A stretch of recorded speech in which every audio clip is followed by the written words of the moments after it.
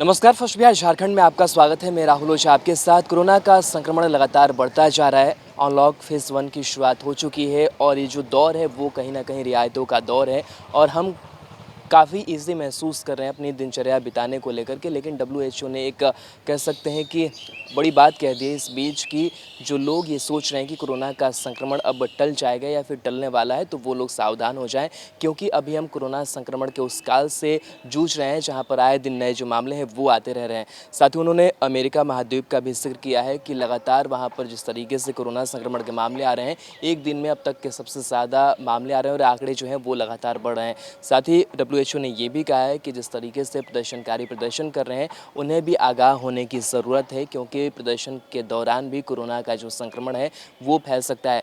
India की अगर बात करें तो इंडिया में भी लगातार 2 लाख से ज़्यादा जो संक्रमित मरीज हैं वो अब तक पाए जा चुके हैं और लगातार कोरोना संक्रमित मरीजों की मौत भी हो रही है। लगातार कोरोना का जो संक्रमण है वो बढ़ भी रहा है, क्योंकि लगातार जिस तरीके से कई जो रियायतें, अगर हम भारत की बात कर लें तो भारत में लगातार कई जो रियायतें हैं वो दे दी गई।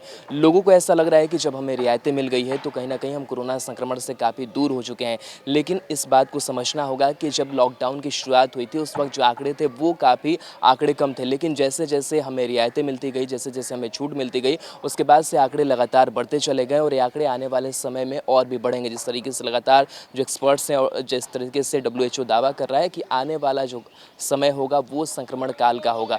तो हम ऐसे दौर से गुज़र रहे हैं कि हमें तमाम रियायतों के बाद भी, तमाम छूट के बाद भी हमें और ज़्यादा सावधानी बरतने की ज़रूरत है।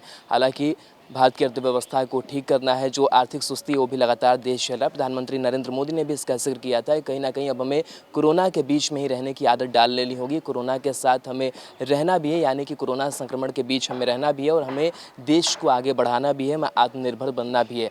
तो लोगों को कि रूटीन लाइफ में कहीं न कहीं कोरोना अब समाहित हो गया है, लेकिन जब हम अगर काम पर निकलते हैं तो हम वो तमाम जो एहतियात है वो हमें बरतने होंगे। तो तमाम जो बातें हैं वो डब्ल्यूएचओ की तरफ से कही गई है और इसका जो ध्यान है वो रखना होगा। साथ ही जिस तरीके से हम सैनिटाइज़र का इस्तेमाल करते हैं, डब्ल्यूएचओ ने इसको लेकर भी काफ़ी पहले ये आगाह किया था कि जिस तरीके से सैनिटाइज़र का हम छिड़काव करते हैं अपने गली मोहल्लों में या फिर सड़कों पर, तो उससे हमें लगता है कि जो कोरोना वायरस का संक्रमण है वो कम हो गया। लेकिन इसका जो उल्टा असर है वो पड़ता है, क्योंकि जब कोई भी हम केमिकल का छिड़काव करते हैं तो उसका सीधा असर जो हमारे स्वास्थ्य पर पड़ता है, क्योंकि कोरोना को मारने वाली ऐसा कोई छिड़काव है नहीं, ऐसा कोई दवा है नहीं। इस लिहाज से हमें सावधानी बरतने की ज़रूरत है कि किस तरीके से हम उन सैनिटाइज़र का, हम उस छिड़काव का, केमिकल का जो इस्तेमाल है वो करें, ताकि हमारे स्वास्थ्य पर भी उसका बुरा असर नहीं पड़े। साथ ही उन्होंने कहा है कि जो ह्यूमन बींग्स हैं उन पर भी जो छिड़काव है वो कभी भी नहीं पड़ना चाहिए। उसका जो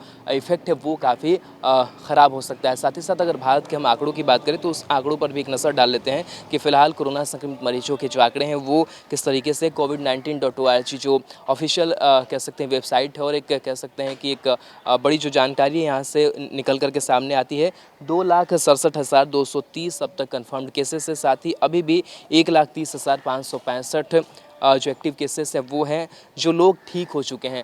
लगातार अगर भारत की बात करें, डब्ल्यूएचओ भले ये दावा कर रहा है कि हम कोरोना संक्रमण के काल से गुजर रहे हैं और हालात फिलहाल सुधरते हुए दिखाई नहीं दे रहे, लेकिन इस बीच अगर हम भारत की बात करें तो कहीं ना कहीं भारत ऐसा देश है, अलग अलग विश्व के अगर देशों की बात करें तो यहाँ का रिकवरी रेट काफ़ी अच्छा है और इसका हमें फ़ायदा भी मिल रहा है और कहीं ना कहीं हमारी संस्कृति में, हमारी परंपरा में जो एक प्रतिरोध की बात रहती है वो रहती है और कहीं न कहीं जो हमारा इम्यून सिस्टम है वो भी अच्छा है। लिहाजा हम जो लड़ाई है वो लगातार लड़ रहे हैं। तो 1,29,000 से ज़्यादा जो लोग हैं वो अब तक ठीक हो चुके हैं। वहीं 7,000 से ज़्यादा लोगों की जो मौत है वो हो गई। बाकी राज्यों के अगर आंकड़ों की हम बात करें तो महाराष्ट्र में जो मामले हैं वो काफ़ी ज़्यादा आ रहे हैं। 88,529 मामले सामने आए। अगर महाराष्ट्र और बिहार की अगर हम बात करें तो बिहार में जो प्रवासी मजदूर जो महाराष्ट्र से आए हैं वो काफ़ी कोरोना संक्रमित पाए जा रहे हैं। साथ ही जो दिल्ली से लौटे हैं वो भी काफ़ी ज़्यादा कोरोना संक्रमित पाए जा रहे हैं। तो लगातार हम ऐसे दौर में हैं जहां हमारी ट्रैवलिंग शुरू हो चुकी है, कई जो संस्थान हैं वो खुल चुकी हैं, हम लगातार जो आम जीवन है वो व्यतीत कर रहे हैं, लेकिन इस बीच हमें तो तमाम सावधानियां बरतने की ज़रूरत है ताकि हम कोरोना से सुरक्षित रह सकें। बिहार के आधुनिक अस्पतालों में से एक NSMCH multi speciality 350 bedded hospital, अनुभवी डॉक्टर एवं ट्रेन्ड पैरामेडिकल स्टाफ, विश्व स्तरीय सुविधाओं के साथ अत्याधुनिक ऑपरेशन थिएटर, ICU, NICU, निशुल्क OPD परामर्श, 24 घंटे इमरजेंसी सर्विसेज और जटिल गर्भावस्था का इलाज। Netaji Subhash medical college and hospital, Amhara, Bihta, Patna.